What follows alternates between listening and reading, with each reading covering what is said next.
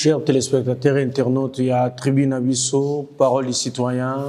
Nous voici une fois de plus en ce premier numéro, il y a l'année 2026. Tout ça qui n'a bino 2025 et nous voici encore une année 2026. Il y a un an souhaité vous présenter merveille Nabiso na population mobimba la République démocratique du Congo.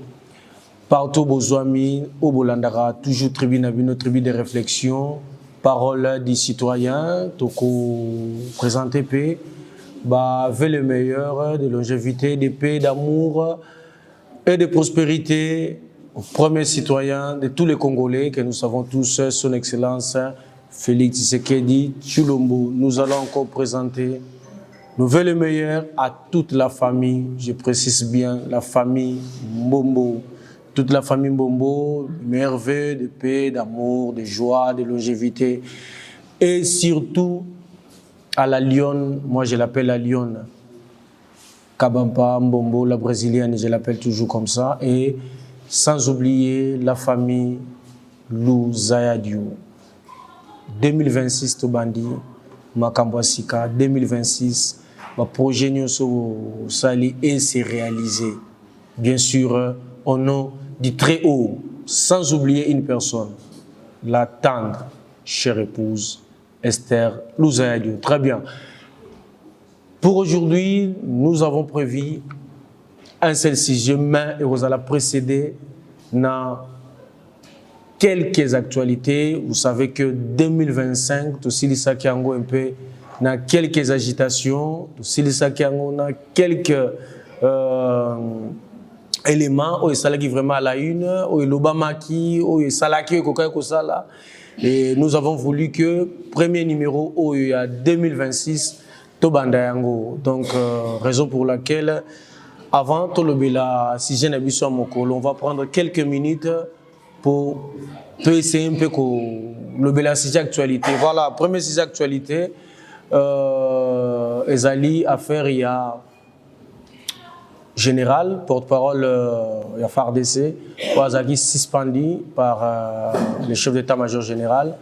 Cause Nango Ezala Kinini, parce que il a dit tout haut ce que les femmes Tutsi, communauté Tutsi au Basalaka, na République démocratique du Congo, puis au sein il y a autorité. Et il a dit ceci que faut faire beaucoup d'attention. Soki kaka au meki koba la moisi à touti.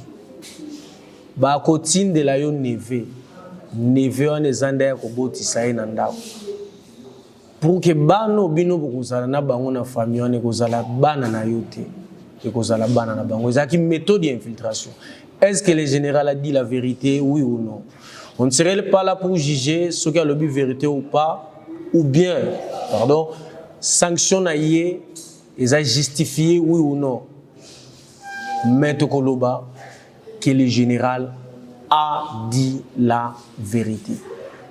C'est une méthode, nous tous nous savons, que est la République démocratique du Congo, ils ont convoité dans les pays voisins. Au moment où pays voisin Nabiso a 9 voisins. Donc, pardon, République démocratique du Congo a au moins 9 voisins. Mais qu'est-ce qui fait que tous a toujours nos problèmes na voisin? Et les voisins, c'est permis. Il y a un chef d'État en place. Awana, République démocratique du Congo n'est pas que Zahir. Donc, c'est le fait maréchal Mobutu a été chassé du pouvoir par un régime d'un pays voisin. C'était plus le Rwanda, en complicité bien sûr avec la communauté internationale. Mais nous allons quand même relater quelques faits historiques dans le sens que, au-delà de la condamnation, parce que les autorités ont justifié suspension générale dans le sens que, dans le niveau naïe, il ne pouvait pas se permettre à l'Obama Kambouana. La position à jouer. Pourquoi? Parce que le Rwanda utilise élément wana a utilisé comme instrument naïe, il y a propagande, outil naïe pour que à justifier présence na parce que lui il dit souvent que il vient protéger les Tutsis congolais. Donc en tant qu'un État voisin qui vient protéger une communauté qui se trouve dans l'autre État. Et on a dit que c'était moins prudent qu'à son niveau général, porte-parole de FARDC, puisse tenir ce genre de propos. Yangonde, on ne va pas condamner ou dénoncer cette suspension, mais le problème c'est relaté parce que la jeunesse doit comprendre. Notre mission a comme objectif d'essayer un peu de parler à haute voix, de réfléchir à haute voix dans le sens que la jeunesse peut comprendre quels sont les enjeux au RDC Salara face Nango. Dans le sens que ce qui totali nani historique un peu, nako tangela bino un peu quelques faits historiques. Communauté où on a parce que la RDC compte au moins 250 groupes ethniques.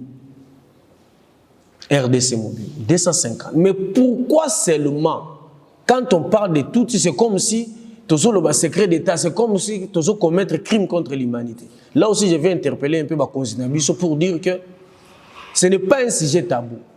Je sais que les autres, tels que les régimes sanguinaires à Kagame, utilisent ça comme moyen de justifier la présence de l'agression. Mais ce n'est pas un sujet tabou. Il faut quand même tout arriver. Il y a chaque communauté. Pourquoi pas sur les 250 groupes ethniques, tout ça, quand on parle de Tutsi, et comme on dit crime contre l'humanité. Non. Donc, autant qu'il y a un peu. Balobibo, l'époque coloniale.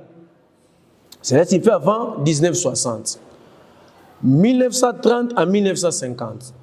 Les Belges, qui transfèrent tout ce qu'on appelait les Banyarwanda vers Massissi, Naruchuru, Nord Kivu. Cela signifie que bateau bazalaki quelque part. Est-ce qu'ils étaient toujours dans Congo belge? Point d'interrogation. Donc bazalaki quelque part. Yangonde bazwaki bango, bamemaki bango. Deuxième période, et que ça les 1959 na 61, guerre ethnique. Pour comprendre que n'importe quoi biso na RDC tout ça qui n'ont pas problème bien sûr, betini ezebele ba conflit zanga raté. Mais tout ça qui d'abord tena ba problème. Problème ne ou dit pas voisin na biso. Troisième vague ou entrée et que ça les na 1990 na 1993. Et là vous allez comprendre que na période où c'était un régime Hutu qui était en place au Rwanda, qui était aussi soutenu par les Français.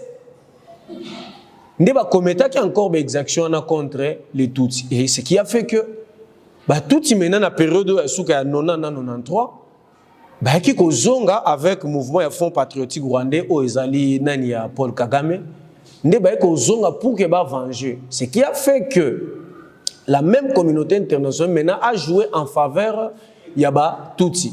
Oyako sala ke ba Hutu na rébellion na banga ba interamo au ba créa ki ba ko kima maintenant et la même France a demandé à l'époque, c'était Kengo qui était premier ministre, bas une opération bien sûr tout quoi bas sala nini ba fongola ba frontière pour que ba réfugiés na ba quota pour ba kima violence ezaki kuna. Ça a été ainsi. Mais depuis que Bango a commis en place les tout, ils sont arrivés au pouvoir au Rwanda, automatiquement, Bafongoli, Brèche Aliboso, neutraliser Joseph Désiré Mobutu. Tout ça pourquoi? Pour installer un régime au bénéfice na Bango. C'est ce qui s'est passé. Ça, c'est de l'histoire. Il faut quand même commettre crime. Je ne suis pas sûr que Maram Nazo le Bobo interpellé, pour dire que n'a commettre crime. C'est de l'histoire. Tu vois comment Mobutu qui, pardon, Mouzé est arrivé. Et Mouzé est venu avec ces gens-là. Baboma Mouzé, pourquoi? C'est parce que Mouzé ne voulait plus d'eux. Moussa Zaolinga Soubangonde Baboma qui Joseph Kabila est arrivé, ainsi de suite. Maintenant, combat autozan, combat à libération contre l'Empire Rwanda. Nous ne voulons plus qu'un Empire Rwanda se mixe dans l'affaire Nabiso. C'est ça le problème. Parce qu'en tant que Congolais, en tant que patriote, je ne peux pas accepter que la communauté d'un pays voisin ait malmené Biso.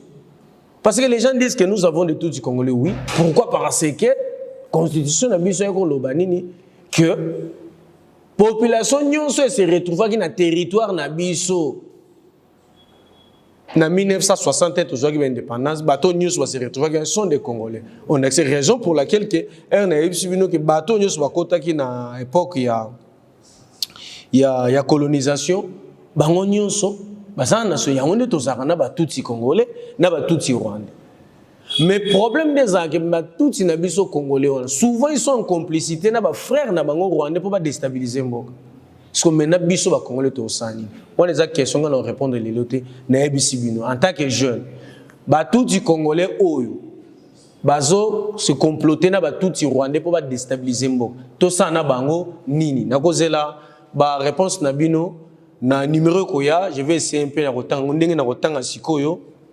Ba question oyo papa Kadi atindela kingai pona numéro elekaki papa Kadi atindela ba question papa Kadi afana kimbanseke alobaki na poser ba question oyo eza ba question mutatina kotinda atuni boy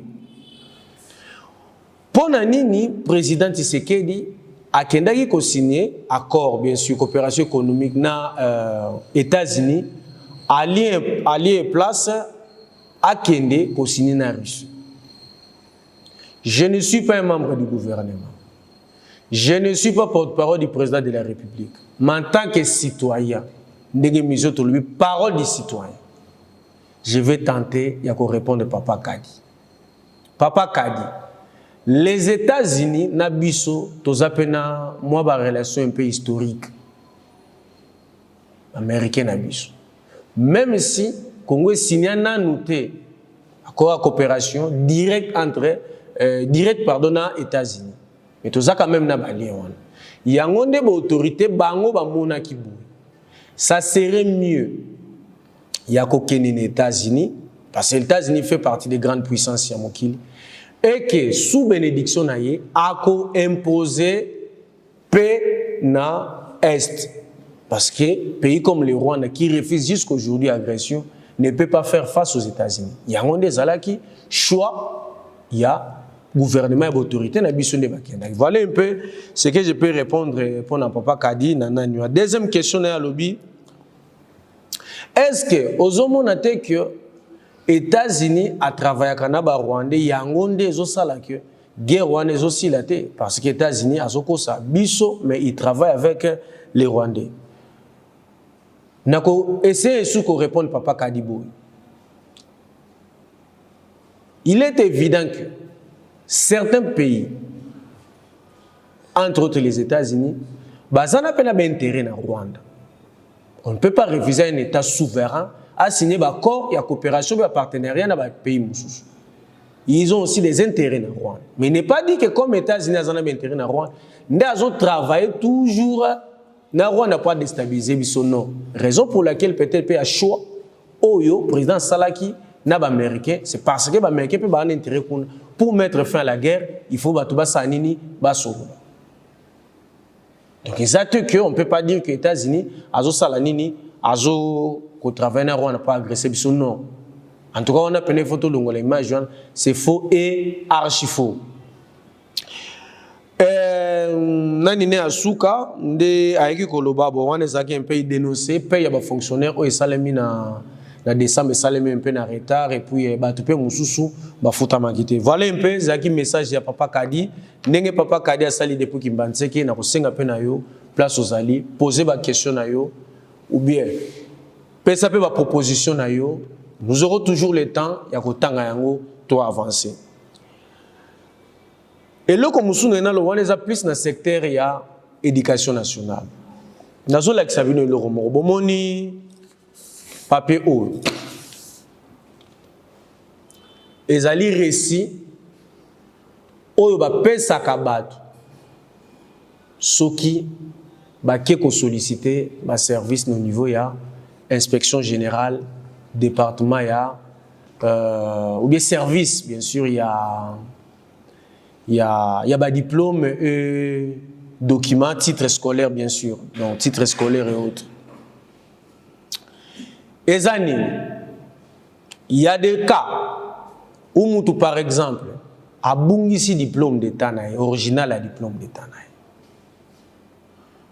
ou mon diplôme d'état ne bimate mais peut-être na musalo be place nga sane ba exiger ya nde ba kendaka na inspection générale surtout l'imprimerie ils agitent situé na ISPT à Gombe wana iti Gombe ba kendaka pour ba formuler demande en fait que l'état salanini appelle sa bango document bassin neti kao nous tous nous sommes sans une baraté soki problème oyo ministère de l'éducation nationale a koko résoudre ngo ndenge nini et si là définitivement dans le secteur de l'éducation nationale les inspecteurs viennent presque chaque mois ou après 2 mois ou 3 mois ba ko contrôler authenticité ya ba document ya ba professeur et ba personnel au basalaka na le secteur de l'éducation nationale. Je me pose la question. Bangage kabatuana ba vérifier l'authenticité ba diplôme na bango oui ou non. C'est la première question. Deuxième question. Comment on peut contrôler ou bien on peut vérifier un document? Il y a Moutasali 20 ans, 15 ans, 10 ans. On vient chaque mois vérifier son diplôme si il est vrai ou faux. Pourquoi? Est-ce que pour justifier kaka existence de ces copés? Je ne sais pas. Maintenant, qu'est-ce qui se passe? Quand il y a contrôle, il y a un titre scolaire au niveau de l'enseignant ou bien l'agent dans le secteur de l'éducation nationale. Il y a un contentieux bimaka.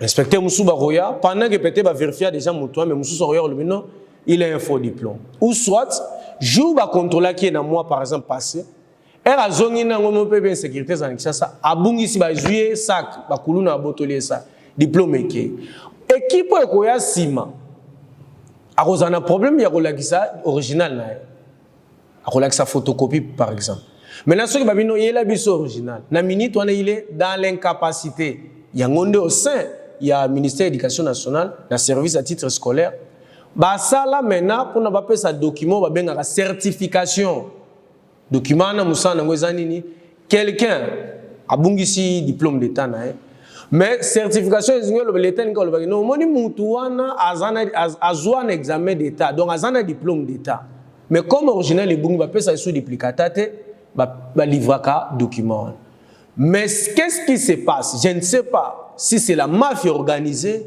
ou c'est quoi. Ce que je compte dans la porte centrale de l'inspection générale, il y a des jeunes au bazano to bengani na zano bana kwata. Bazo tuna yo. Papa quelle inspection qui au lukanine. Ce que le par exemple que au luka document bon ça va fanana nuana spécial $50. Pendant que neti kao ezaka certification. Ça coûte 50 000 francs officiellement, mais bango li bako senga $50. Ba ebiso fanda. Bango ba continue inspection. Ce qui, aux appels en chance, vous avez besoin de documents au même moment, ou vous avez besoin de cas lobby, ce que vous avez. Mais toutes les personnes, qui ont une voie officielle, dans le même cas, il est allé dans des voies officielles. Depuis le 30 septembre 2025, s'il est là, livré les documents en attente. Ce qui c'est qu'il y a après des semaines. Ce qui y a après des semaines.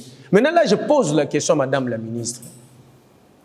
Comment le ministère de l'Éducation nationale, l'éducation nationale, c'est un ministère où il est censé, il y a éduquer, il est censé, il y a orienter le service dans le niveau. Depuis le 30 septembre, s'il est là, il y a un document. Mais tout ce qui passe dans le réseau, je me pose la question. Ils ont quel titre Ils ont quel titre? Mais quand tu as une inspection, ils ont un document. Est-ce que le document, je me pose la question, j'ai même posé la question à l'inspecteur. Le document est très douteux. Mais pendant qu'il y a une infiltration dans le cannabis. Maintenant, si un infiltré vient, mais parce que ce qui est dans voie officielle, d'abord, on peut se diplôme, il y a 5e, il y a 6e, on remplit le formulaire. Ça, c'est dans des voies officielles où on a la possibilité de retracer qui réussit ça. Mais il y a quoi, il y a des bandes, on peut $50, $35, $30. On documenté. Est-ce que les documents de Madame la ministre sont vrais ou ce sont des faux documents au Topé Sakabato? Il y a soit des méthodes au inspecteur Bassali pour que les pousser. Donc là, vous êtes en train de nous dire indirectement il ne faut plus respecter la voie officielle. Nazolo bate pour Madame la ministre, mais je suis en train de dénoncer une opération Iso Salema. Ce qui t'aime, Madame la ministre a son service, même l'ANER, bah c'est déguisé, bah y a qu'à porte, bah koyamba bango bongo, pas pour inspection. Ozo luka ni diplôme, nyon soko luka ba kopesa yo, nyon soko luka comme titre scolaire ozo, na bateau ba tele marali banda. Est-ce que cette façon de faire les choses est zappé au sunga mokonzi mboka? Parce que le président de la République ne peut pas être dans tous les services possibles. Nous devons être aussi sincères envers nous-mêmes. Le changement est un chef de l'État. Bien sûr, c'est une institution, mais c'est un être humain. Raison pour laquelle il a un gouvernement. Un gouvernement, il y a un secrétariat général. Naturellement, je me pose la question, si l'inspecteur général est au courant, oui ou non, parce que la même porte. Franchement, Madame la ministre, vous êtes parmi les ministres quand même qui ont la fierté dans le Mboka. Mais ma kambu oyo na lobby est vrai et vérifiable. À la prochaine écoute, nous avons une caméra cachée, nous avons une image, nous avons balancé. Tinda taba service, nous avons yamba bango na porte. Papa ozo kenda na inspection.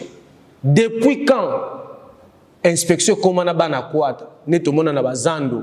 Papa ozo somba yane yaka na maison oyo, bateka ba chemise bien, yaka na maison o, bateka ba chaussures bien. Mais c'est dans l'inspection générale, il y a le ministère de l'Éducation nationale. C'est ça. Le 30 septembre jusqu'à aujourd'hui, j'ai documenté. Qu'est-ce qui bloque? Mais mon toit repère ça na bana kwata, on a ces 24 heures à jouer document. C'est un vrai ou un faux document? Si c'est un vrai document, donc c'est un circuit mafieux. Parce que le document officiellement c'est à 50 000 francs. Mais il faut débloquer $30, 50 $. Donc l'équivalent déjà à 70, 150 000 francs congolais. Madame la ministre, tout le monde a un examen de test Salemi. Au télévision intelligence artificielle 2 jours après, Tobimi Sinai. Pourquoi ne pas trouver aussi une solution définitive à cette? Soit, contrôler dans des écoles, dans des établissements de services publics, il y a enseignement, il y a éducation nationale. Ce qui va constater, va vérifier dans l'inspection générale. Il va vérifier.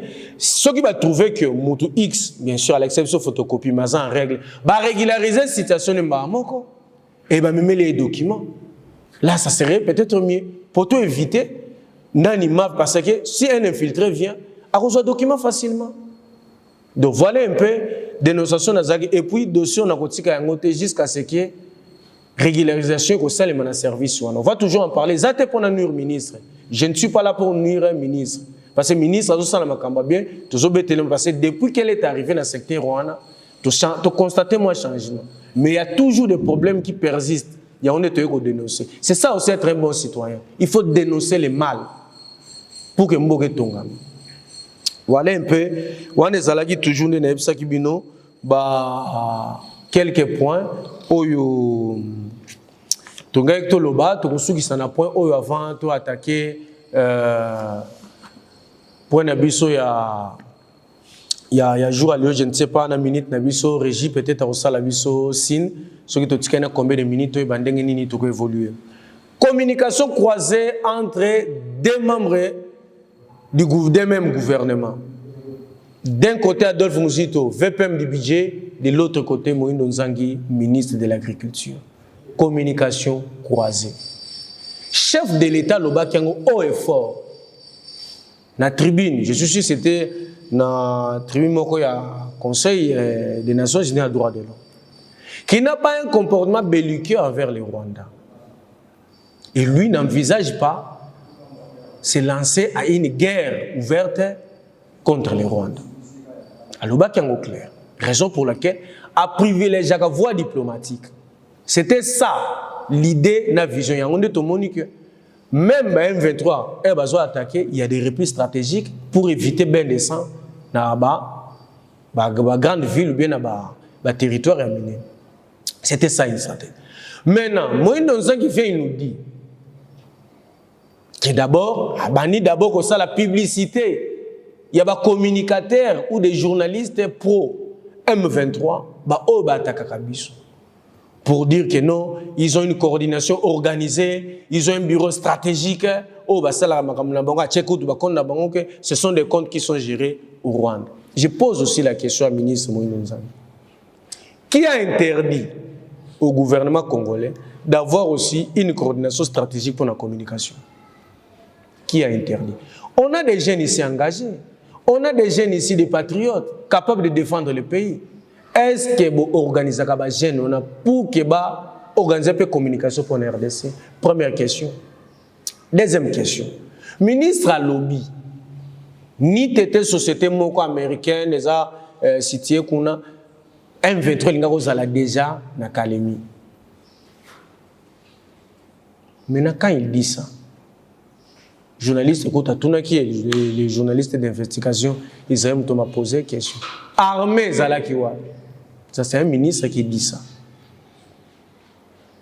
Et de l'autre côté, nous avons le VPM du budget qui dit que si le Rwanda avait la guerre,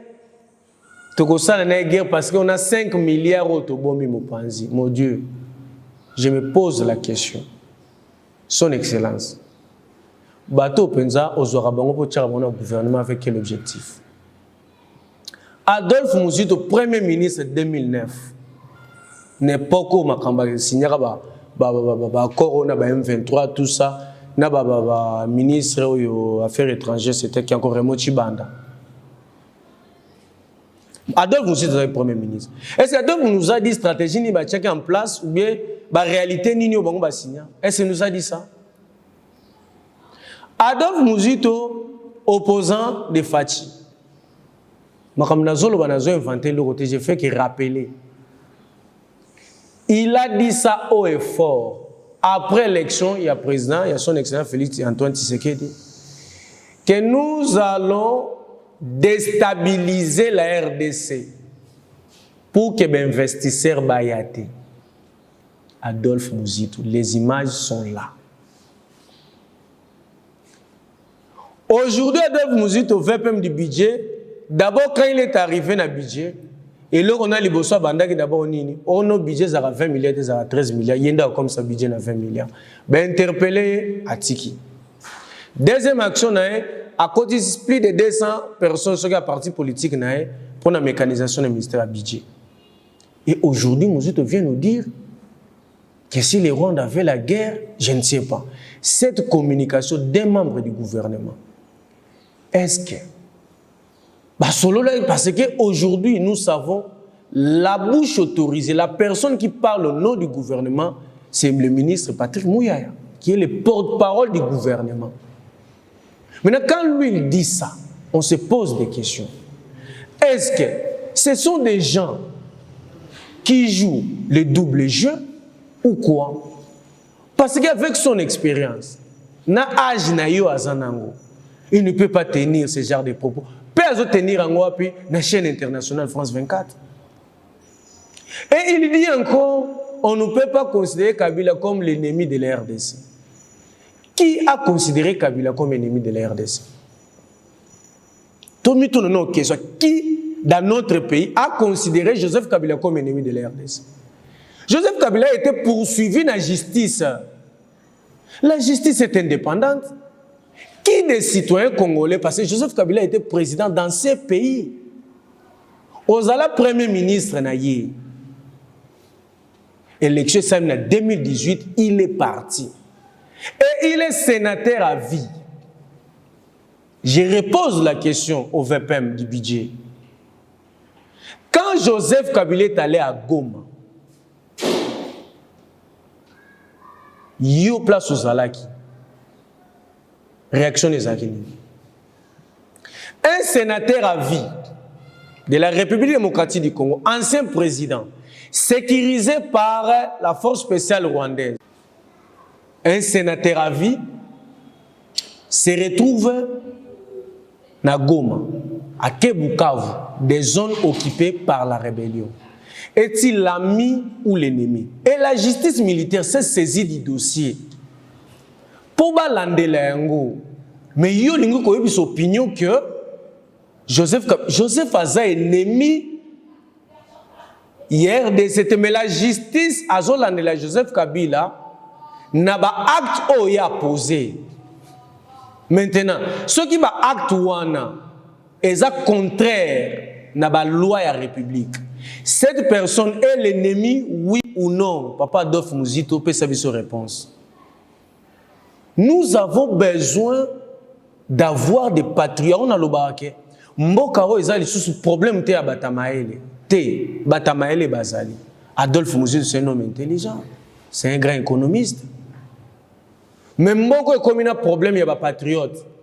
Mboko est comme un problème, il y a lecture. Il y a situation géostratégique en Mboko. Un ministre ne peut pas tenir ce genre de propos. Donc là maintenant, vous voulez dire quoi par rapport à Moussala aux justice à Sali? Parce que c'est la justice qui se prononce à charge ou à décharge. Il a présenté un moyen de défense. Et il a même été déjà condamné. Na peine de mort. Mais yo ko yebisa biso ki azen nemi na biso te. Olingi ko betela biso li soloni. Donc, population o ezokufa. Pana yo santé dit absolument rien. Et le réseau préoccupé et ça poste au yozui. Ozaki premier ministre. Ce qui peut vraiment zaki n'éthique, na morale ya bien, tu n'allais même pas quoi accepter ou comme avait PEM. Tu allais soit envoyer quelqu'un de ton parti politique. Parce que déjà yo occupé que déjà fonction tia Rosala, Premier ministre. Mais tu acceptes encore comment VPM. Tout ça pourquoi? C'est pour tes intérêts. C'est pour tes intérêts. Nous avons vu la mère Mende. Il était avec vous. Mogi va propos Mende à lobby. Il était avec vous. Non, les Congos n'ont plus besoin. Il y a pas querelle ouana. Les Congos sont en phase naïmo. Aujourd'hui très déterminante, pardon. Aujourd'hui, Soki. La rébellion est en train de nous dire bah, libérer Bissou. C'est faux et archi faux. Nous devons être conscients et sincères envers nous-mêmes. Toi, tu as l'argent. Peut-être déjà, peut-être vous avez un passeport étranger. Vous avez un passeport. Vous avez un famille.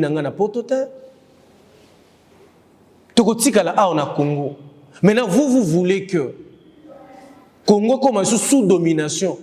Il y a un État voisin pour que Bissot revivre un dernier. Mais quand tu étais avec Kabila, ou un président de la République, nous devons quand même être sincères. Il y a un peu d'interpeller le chef de l'État. En tout cas, il y a des propos, ceux qui ministres à tenir, cause les choses à 1 minute, 2 minutes. L'Ongola est un gouvernement. S'il vous plaît, son excellence, l'Ongola est un gouvernement. Parce que les gens vont dire que Nazako, non. Les gens, il y a certaines personnes qui disent, oh, à lobby vérité. Je ne suis pas là. Mais justice n'a déjà se prononçant pour Naka et Joseph Kabila. C'est un sénateur à vie. Il devait être ici au pays. Parce que le problème de c'est un problème de développement. RDC c'est un problème de développement. Raison pour laquelle, tous les chefs de l'État, il y a même chef de l'État, tout le monde penser l'icolo. Pourquoi? Parce que Congo, 65 ans après, tu vois qu'on a la beauté. Avec tout ce que nous avons comme potentialité, tu vois qu'on a la beauté. Ministre Moïndo Nzangi, as un ministre de l'Agriculture, il peut nous dire le mécanisme pour que RDC de produire. Pourquoi la RDC, ça écoute le sujet, tu as le mérigé, l'exhibition que TV Zamaramango, peut-être que le bilan a un numéro quoi. Est-ce qu'il y a un biso? Pour nani RDC et ça l'agriculture mécanisée ou industrielle? Pour nani? Pendant que la Belgique déjà va salaire yango. Pour nani to salaire. Et lui il est venu à se transformer les sous na porte-parole du gouvernement. Aller place il y a son excellent patrimoine. Mais lui il a une grande responsabilité. Tous les marché belé a au signé ba partenaire. Tous les Zelekaf a. Tous les Goa au coût aux États-Unis. Qu'est-ce que nous exportons? Tout exporterani. Tout le monde va se concentrer dans le mine. Minerais à matière très sensible. Il y a un monde même bouleversement au monde. Mais avec les produits agricoles, tu peux lier ça qu'il est en paix. Et nous aurons aussi notre argent en paix.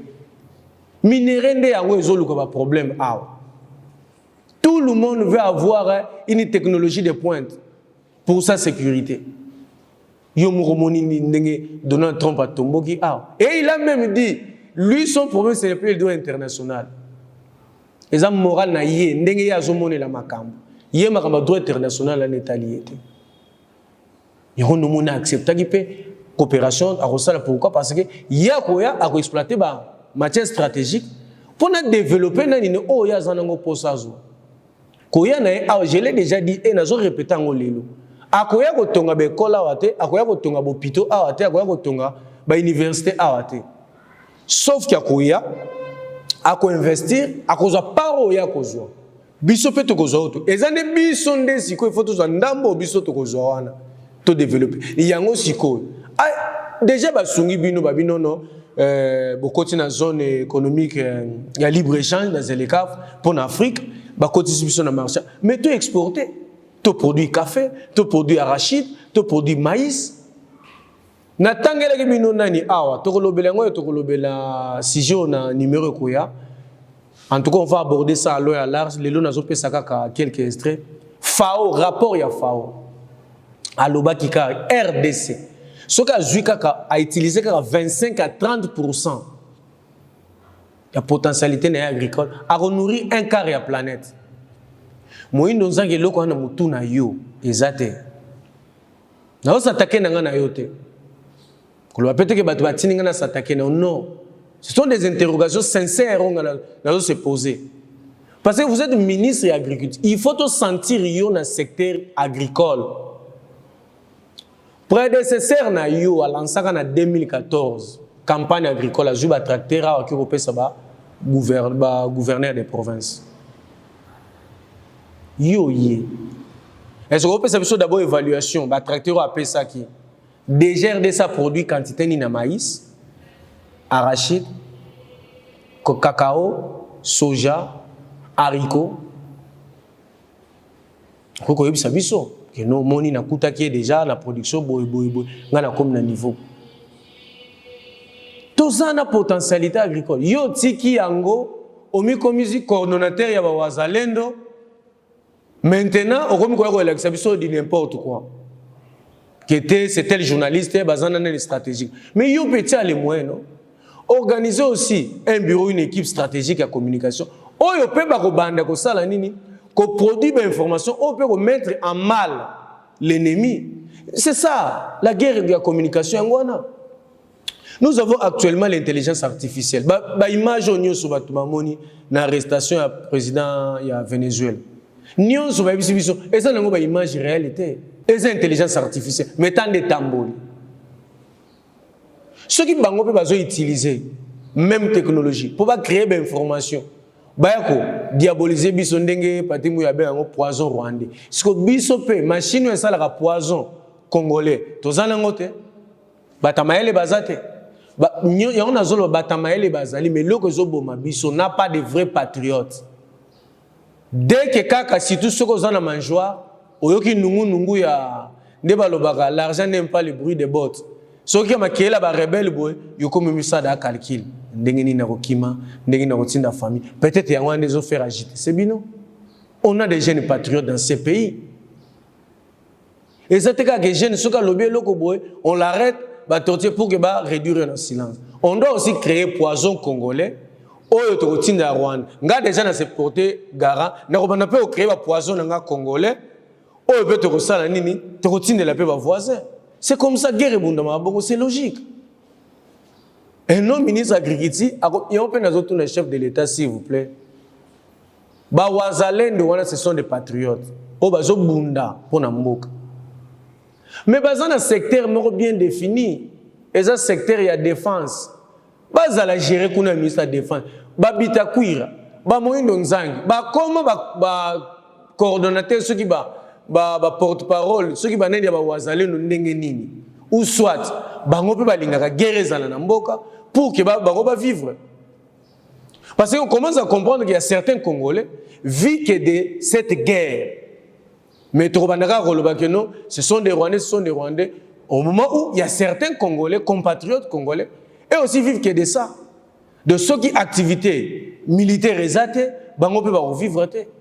Basu basmana bango ezakuna. En tout cas, chers téléspectateurs, chers frères et sœurs, chers internautes, nous devons arriver ya kolinga mboka na biso. Nous devons arriver de faire tout pour notre pays. Mboka eza mboka na biso. Congo bakoko na biso bakufa, Lumumba kufa pona mboka. Yonde boyo komona. Quelqu'un qui était avec nous pendant 13 ans, marqué pour quelques jours, monde entier du Congo, monde entier lobby sous histoire à Lumumba. C'est ça aussi notre problème en RDC. Bozana batu baza capable ya kosala makambo a. Vous avez des vrais patriotes, mais souvent vous lobby la kabangote. Il faut mutali banda nde ya komona valeur na yango, nde wana bino bosai sous récupération. Raison pour laquelle j'appelle la jeunesse à une conscience collective. Si on ne peut pas aujourd'hui condiment, échec, il y a pouvoir. Pourquoi? Parce que Oyakoya a reçu musala ebele. Vaut mieux pouvoir être en place et ça l'a un pas. Oyakoya a 2, Oyakoya ainsi de suite. Il y a les États-Unis, le Comaboy, la France, la Russie, la Chine. Parce que chaque mutazo ça la part naïe. Mais tant que yo lingi oya échoué, yo poko ya mutu mususu pa linga yo échoué, cycle vicieux, toujours tourner ici kamoko. Chers compatriotes, je lance toujours ces messages. Mboko ezamboko na biso, to défendre yango. C'est logique.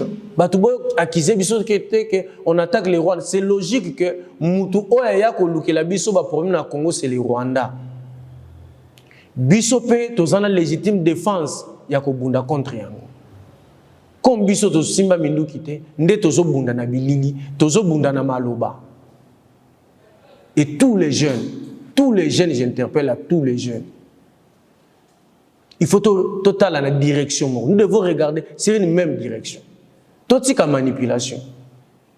Pour que mboka oyo et que ne liboso. Chers téléspectateurs, tokuta na numéro koya, c'est là où nous allons parler plus sur l'agriculture et la paix, makambo ya climat, c'est que la RDC gagne na affaire ya climat. Et je vous dis un grand merci na bino ba Kongomani, place nyoso bozwami na Kinshasa, na Équateur, na Goma, na Matadi, na Mbujimai, na Gemena. Place nyoso bozwami, c'est votre humble serviteur, le jeune ultra conservateur Isaac Mbombo. À la prochaine.